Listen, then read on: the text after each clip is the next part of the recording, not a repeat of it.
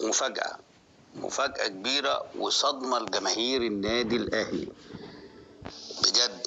يعني كله متخيل ان النادي الأهلي بعد الصفقات هيكسب 4 و5 والدنيا هتبقى زي الفل، واخد بالك، وهياخد الدوري من اول 4-5 ماتشات. ولكن الكلام شيء وعلى ارض الواقع شيء تاني خالص. النهارده النادي الاهلي بكل الصفقات وكل الامكانيات بيتعادل بسبب مدرب مع كل الاحترام والتقدير هو عارف ان حتى لو لاعب فرقه اللي هي بتنافسه بيراميدز او الزمالك هيبقوا عاملين زون ديفنس بعد الصفقات اللي هي اتعملت الكبيره قوي دي.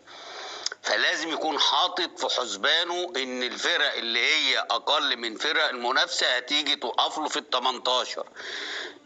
يبقى كان لازم يبدا ب2 فراوده، جراديشار ومحمد شريف، وعلى الطرف زيزو، وعلى الطرف الناحيه الثانيه بن شرقي، وحط تحتيهم تريزيجيه. او اقلب، حط زيزو زي ما انت حطيته النهارده تحت الفيرود، وحط تريزيجيه ناحيه الليفت عادي، ويبقى بن شرقي ناحيه الرايت. المهم يعني ان لازم تلعب ب2 راسات حربه سيرف. ليه؟ لان الكثافه العدديه بالنسبه للفرق زي مودرن وغير مودرن، الكثافه العدديه الدفاعيه هتبقى اعلى من الفراوده بتوع النادي الاهلي. فانت لما